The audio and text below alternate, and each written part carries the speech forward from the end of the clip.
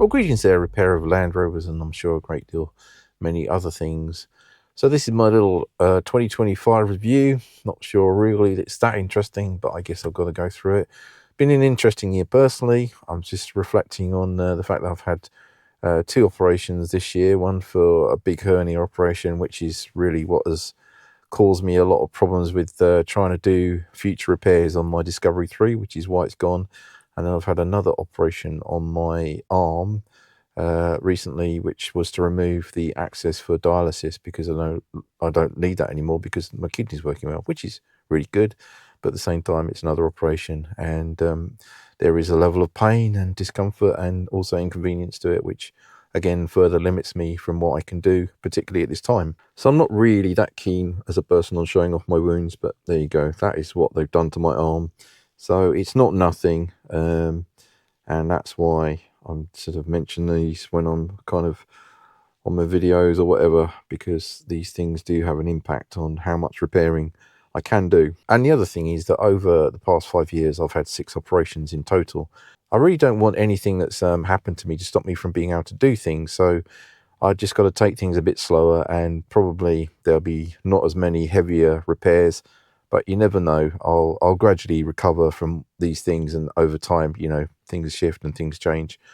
Part of the problem was that when I was on dialysis, I lost a massive amount of my actual muscle strength, and it's taking quite a long time for that to build back up again.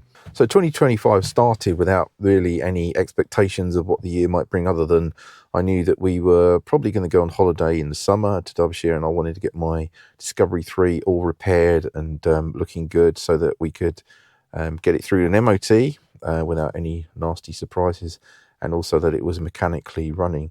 And all the things that I did to it, I'll probably flash up a list of various repairs that I've done to it. I mean, there is a cost to it, and again, I was happy to bear that cost because we didn't have any finance on that vehicle, so it was just kind of keeping it going. This is my hobby and also my passion, and I didn't have anything against the vehicle, which is why I was sad when we decided that it actually needed to go.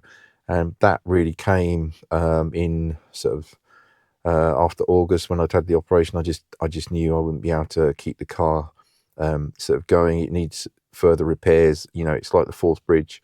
Once you started, you can't really stop. And it was getting there, but I just wouldn't have had the strength to continue doing it. So I have ended up with the Range Rover Sport. It's a 3-litre diesel one. I'm actually really happy with it. It's also automatic, which I wanted. There was no issue with me driving a manual car, but my knee suffers, and on longer journeys it was just a pain in traffic. I wanted an automatic. I wanted one for quite a long time. I think if I could have got a decent Discovery 3 with that kind of automatic gearbox, but I just like all these cars are going to be quite aged. I looked at Discovery 4s and I found a lot of them, when you go and look for the MOT history, they've still got the same problems with the suspension. And I think I just don't want to be spending the rest of my life replacing suspension parts on a heavy car. This is definitely much lighter. It's more fuel efficient. It's faster. Not that I have mixed feelings about whether that's a good thing or not. I'm not sure what 2026 will bring. I know that I've got a few things that I need to deal with. There are scratches down the side of the car from where I think the previous owner lived in a country area, and it's sort of a bit sort of scratched down the side that should be polished out relatively easily, I'm hoping. So I'm going to try and learn to do that. I've got a fuel filter that I would like to replace quite soon, because that's something that wasn't done on the service.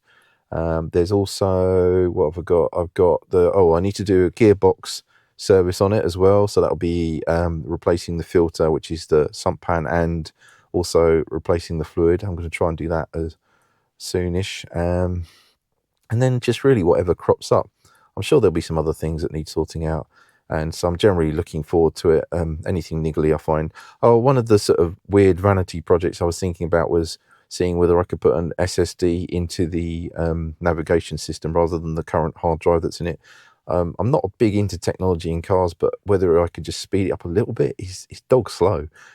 So I'm definitely not giving up on what I'm doing. Really appreciate everyone who watches. I love the fact that I get comments. I really appreciate you subscribing. I really appreciate it when people like. So I'd just like to sign off, wish everyone a really happy, prosperous new year, and that may 2026 bring you lots of new challenges and excitement, and looking forward to you joining me on my journey too. Thank you for watching, and hopefully I'll see you soon.